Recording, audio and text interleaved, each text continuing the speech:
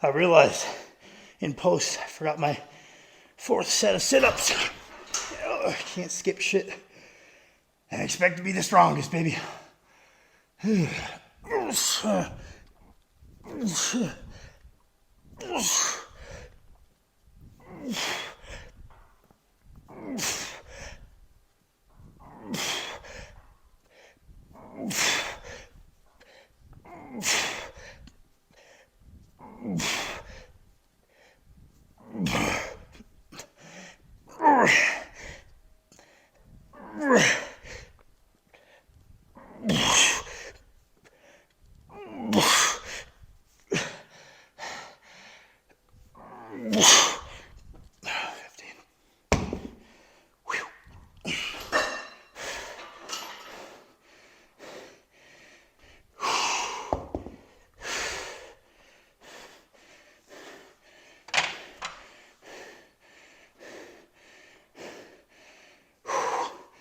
I'm always pretty dead after deadlift days. They're the most systemically taxing by far, so I might take a high calorie day and basically just push as much food as I can for my final 2 meals after this, more than usual. I don't want to, but I do find some benefit to pushing some calories after really, really hard sessions, or if you've got a lift that's lagging, you can really kill yourself on those days. Take a high calorie day. If you're restricting calories and you're cutting, I almost like taking the high calorie day either the morning of or the night before, so you perform better. But if you're bulking and you're already eating enough to perform well, I take the high calorie day that evening. So if my appetite isn't there, I'll drive to the gas station and grab myself a pint of Ben & Jerry's. At this point, I've been force feeding for so long. Even like Ben & Jerry's, I don't enjoy in the slightest, but it is a lot easier to get down. As Max says, there's always room for ice cream. All right, time for rows. Whew, thank God these are not that heavy today. Program is helping me out. You gotta pay the cost to be the boss, baby. One thing that was really helpful in thinking about my deadlift accessories, because the deadlift is kind of an interesting lift, right? I believe there have been some studies and analyses to back this up, right? One of the biggest predictor, or the biggest predictor of performance on a lift is going to be your cross-sectional area of your primary movers. It's the reason I advocate most people are spending a lot of time working on their hypertrophy, because the biggest difference on average between you and somebody at the bench press is more than you is going to be how big your pecs, your shoulders, and your triceps are. And that's going to be a very simple and very effective way to help you increase your bench press. The bench press of the 3 seems to be the lift that is the most dependent on hypertrophy, on cross-sectional area, and that type of shit. Technique matters, neural efficiency matters, leverages matter, but that seems to be the one that, based on that analysis, we could presume to be the least technical and the most a measure of your physical attributes. When you introduce like a really big arch and wide grip, I'm sure that analysis gets thrown off a little bit on average. Done in a traditional sense, that's kind of the case. And that's why bodybuilders who are not training for a technique that's super efficient for lifting a 1RM can do bench presses that are very competitive with untested powerlifters around their same body weight. You know, not as good as the absolute best guys for sure, right? Because obviously, you know, you train for something, you get better at it, but they're closer on that lift than the other two. Squats are somewhere in the middle, where it's like squats are very much a skill. So that's why you can have some guys who can leg press, even like a full ROM leg press a mountain, but you ask them to squat a lot, they just don't have the stability. They don't have the skill. And the deadlift seems to be the furthest over on that spectrum, where it does seem to be more neural. Part of it's obviously long arms playing a role, but there's a reason, even conventional, you can see some skinnier guys with some really big pulls. It seems to be a little bit more neural than the other two lifts. So becoming a better deadlifter, benching came easy to me. I figured out a lot of stuff about it. Deadlifting took me a lot more work. And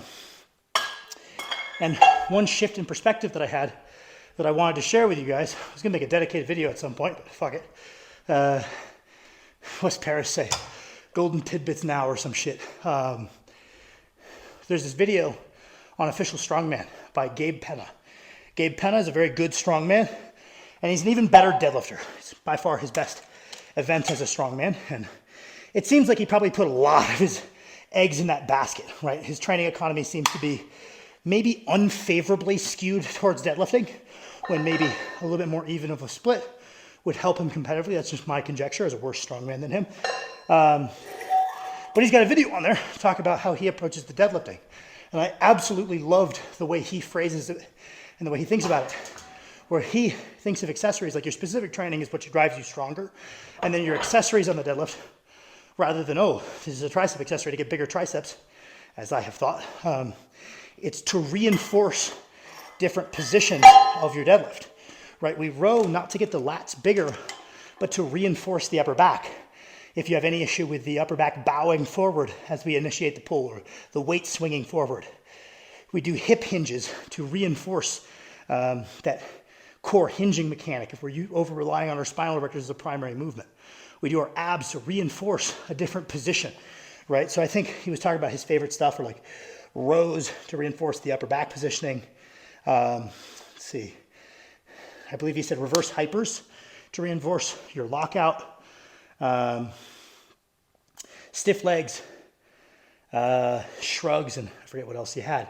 But I just like that phrasing of, okay, instead of thinking about just, oh, grow cross-sectional area, think about, okay, well, I'm trying to highlight a specific element of the deadlift technically and reinforce that. Now, hypertrophy is how we're reinforcing it, but that difference in phrasing has been very helpful for me. So today, what I'm trying to reinforce is I did my specific training. My low back does not need any more work, I will tell you that much. So we work what hasn't been overworked. We need to reinforce that upper back because really heavy weights tend to swing forward on me. I can't keep them in close as much as I would like. Barbell rows is a great way to do that. I've also had really good results with dumbbell rows. I really want to run a program with those in there again, but we're doing barbell rows for now because that's what I committed to. And I refuse to be exactly what I complain about you guys doing, which is changing from valid option to valid option so often that all of your valid options become invalid. You're not doing any of them long enough to see the benefit. I'm not gonna make that mistake as much as I love my dumbbell rows. Reinforce that ability to keep the weight in close, keep myself from buckling forward at the start of the pull, and then go below the low back and reinforce my ability to kind of get that anterior tilt at the bottom, open up through the hamstrings. I'm not gonna be using much weight today because it's a new exercise. Really just trying to stretch into those hamstrings, get that deep stretch, loaded feeling, pause, come out of it, and reinforce that hinge element, right? So it's like reinforcing where I'm falling short. My low back, quite strong. Everything else could probably use some work. So that's what we're working on today. Yeah, time to get some rows done, baby.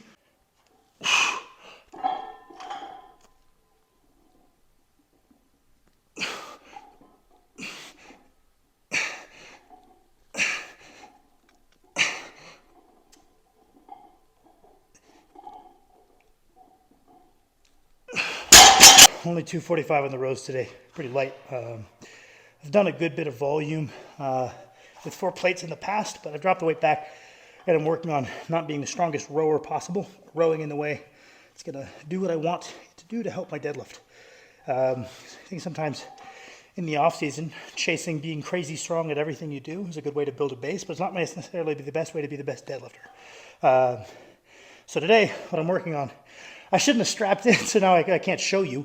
But I'm working on is having a little bit of horizontal travel to the bar. So not just going straight up and down, but reaching forward at the bottom, pulling back towards the hip at the bottom to really focus on this function rather than this function. So that way I'm training my ability to keep the weight in close, which is really the biggest thing I'm doing these for. So I used to row with a lot more vertical line. So I've been changing that up to get more out of it because I noticed that was part of what I used to get so much out of my dumbbell rows was that there was a greater amount of horizontal travel. So hopefully from your guys' new angle, you'll be able to see that. 12 reps.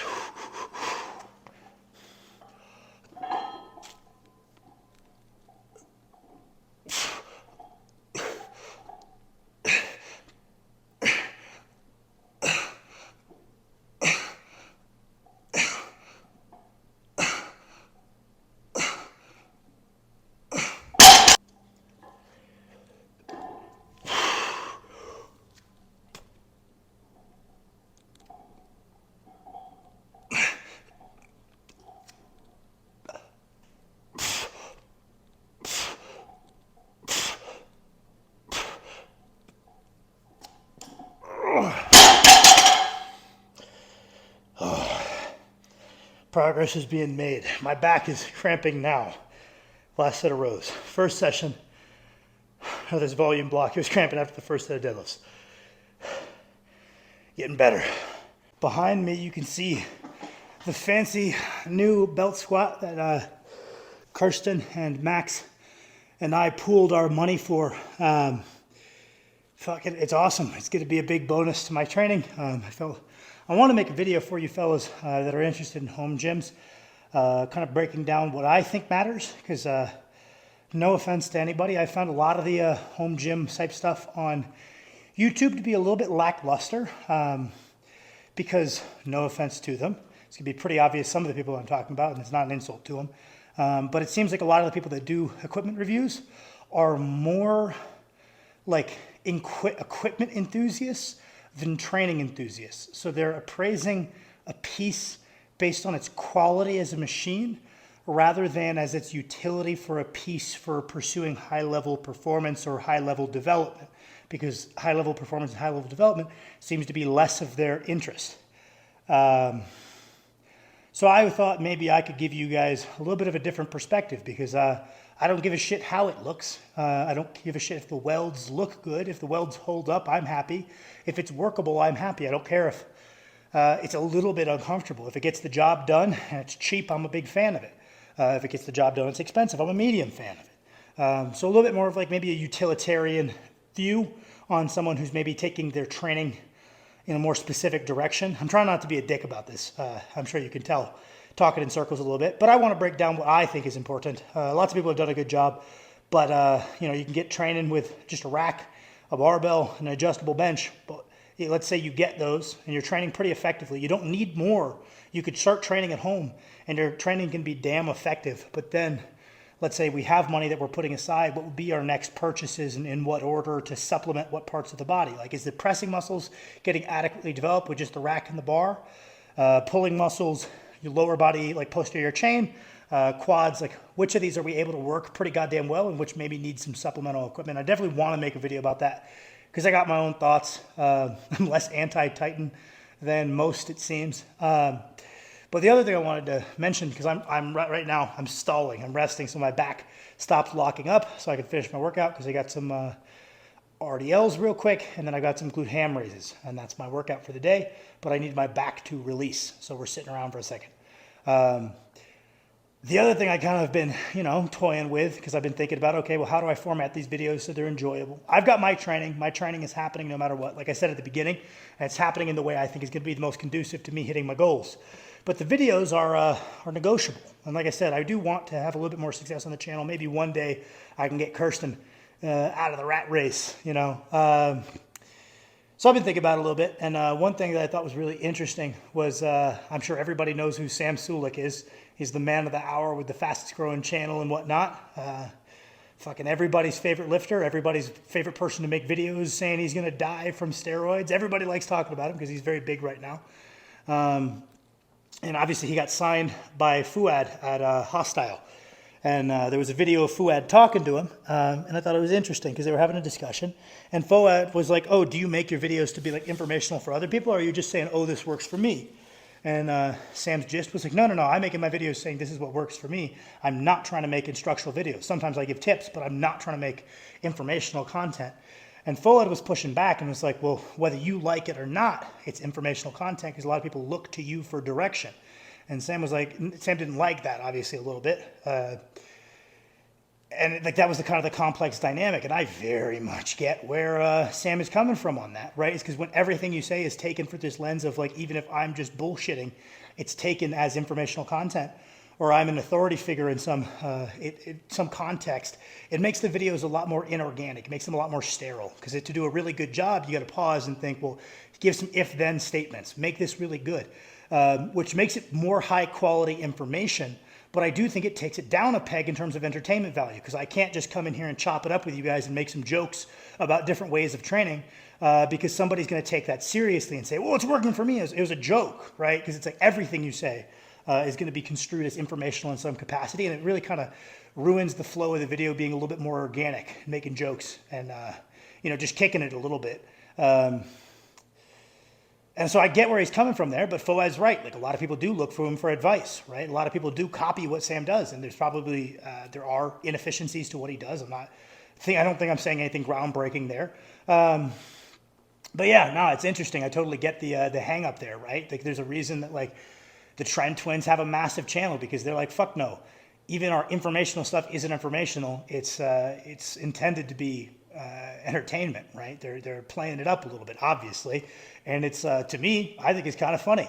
So I get like the appeal there, and then you get people who are real sticklers. They're like, they're giving such bad advice, blah blah blah. These cavemen, and it's like, goddamn, dude, get the stick out of your ass.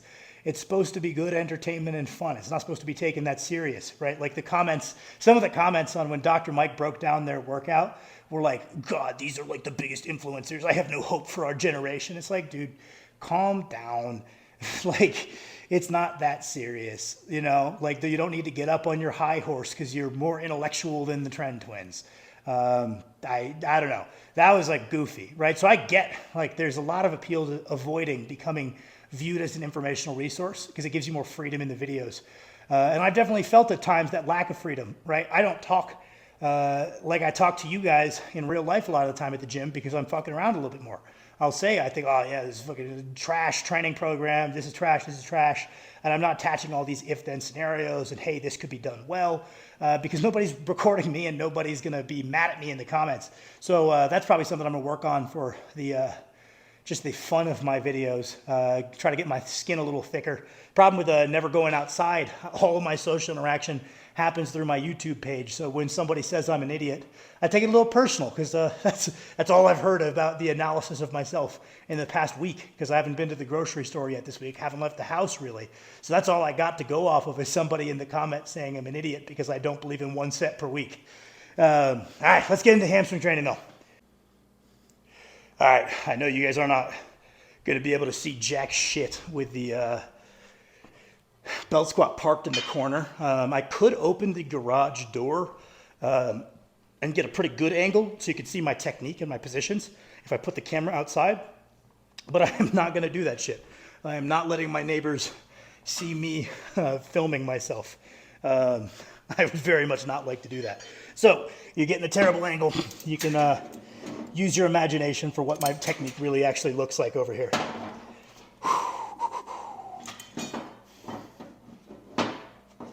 Probably going to switch these to regular RDLs just out of convenience because I already have a bar out over there. I'd probably move them to be before the rows if I'm doing on a barbell and a little bit heavier. But I really like the feel of these, so I like doing them sometimes. I like that the line it pulls out in front of me. Whoosh.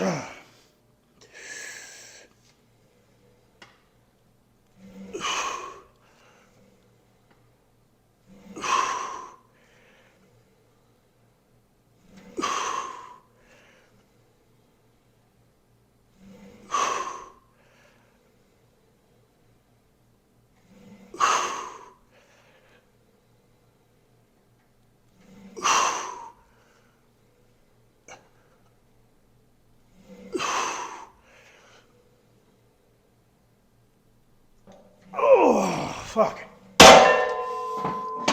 Really trying to get a lot out of less weight on these because I'm trying to get my hamstring mobility back. So kind of arching the back a little bit, really reaching the hips back.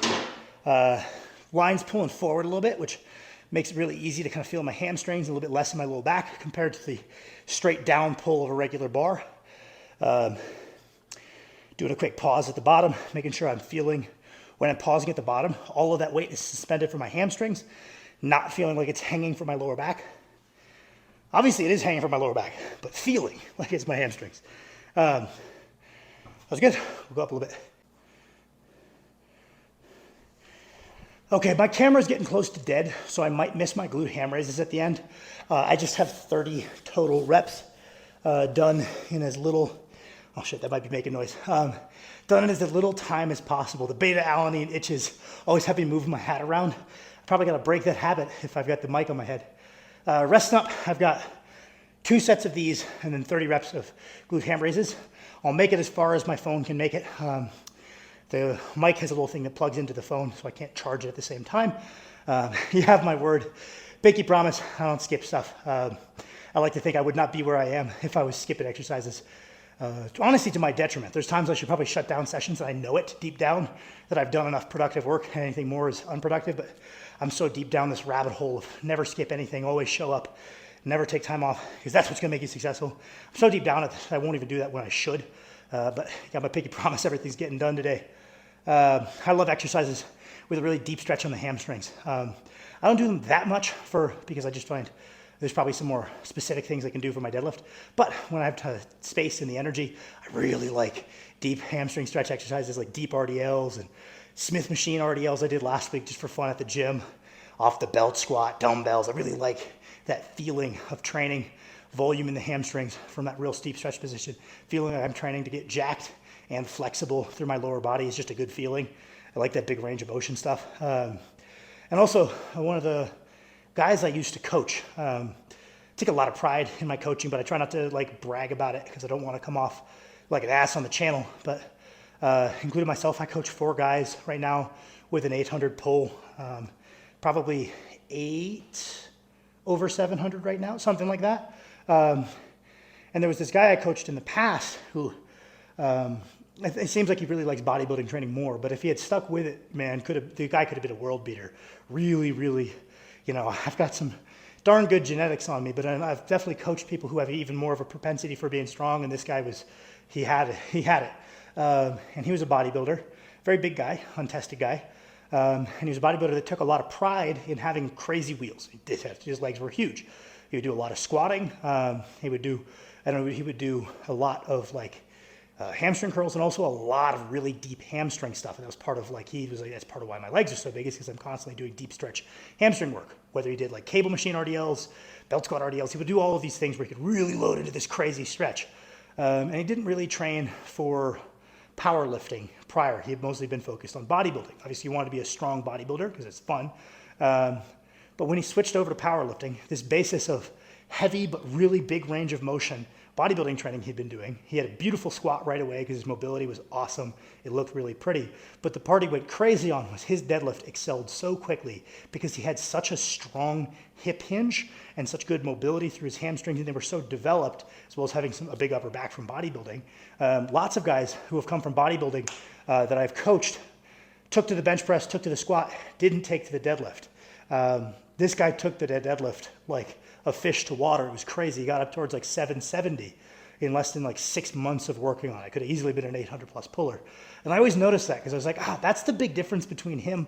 His arms weren't crazy long. That was a big difference between him and a lot of the guys that also had come from bodybuilding was his hamstring training had this big emphasis on really big range of motion, big stretch hamstring stuff.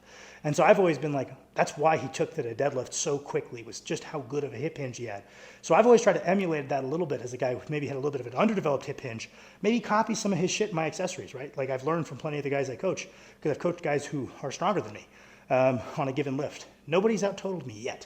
I hope to do that soon. I got Max, I've got Tyler, and I've got Jasper, who are all nipping at my heels of out-totaling me. But for now, nobody has caught me on the total. But individual lifts, guys have beaten me. So I definitely learn a lot from the guys that are really high performers. Some of that's genetic, but also some of the habits I see, I'm like, man, he takes this really, really seriously. Maybe that's part of why he's taken to this lift so easily, because it's not always genetic. Sometimes it's something about what they learned early or something about they love about the training that they take really serious and always have. And in that case, these deep, deep stretch hamstring stuff, I was like, maybe there's a little bit more to it. And when I started messing around with it in my training, lo and behold, my deadlift felt awesome. So shout out to Joe. Oh, also, the band here makes it so it's auto unrack. Pretty cool. You stand up on the belt squat and it goes. I don't know who I stole that from, but I'm sure I stole it from somebody. Pretty cool. All right. Easy 10. I plan to push these up to 4 to 5 plates, depending on my ability to preserve quality. But early in this training cycle, I got to be ready to deadlift again in a couple of days. I got 2 days rest, then I go again. So we're easing into it, letting the capacity build. Yep.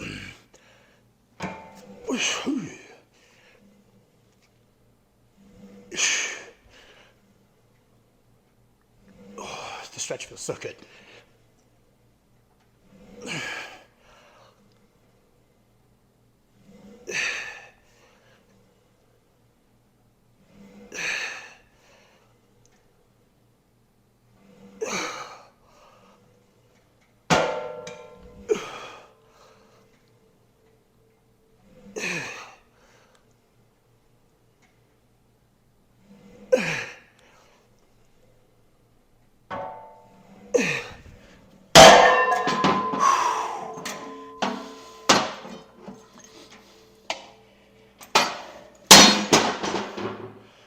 Okay, that's a tricky one.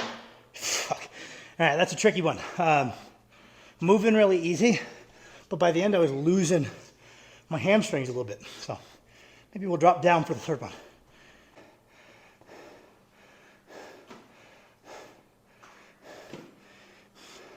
Okay, my phone died. I plugged it in for a second, so we got like 3% battery backup. So I figured I would show you guys at least one of my sets on the glute ham raise in case you wanted to see how I do them, my technique, my form, whatever the fuck. Probably be the last clip for the video. It's gonna be a long one because I over-talked as always, but I gotta finish strong. I'm gonna do 6 sets of 5. There's nothing magical about that. That's just how I imagine breaking up this 30 reps would be easiest right now. Gonna do a minute, maybe a minute 30 rest by the end when I need it. But that way it doesn't take any more than 10 minutes to get my 30 reps done. And then I'll call it a day, I guess.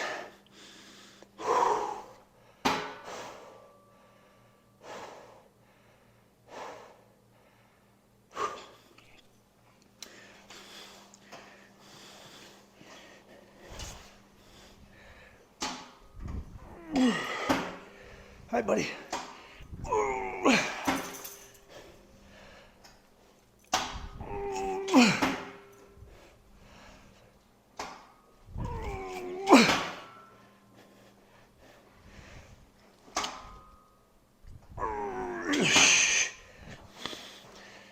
Hi, buddy. You want dinner?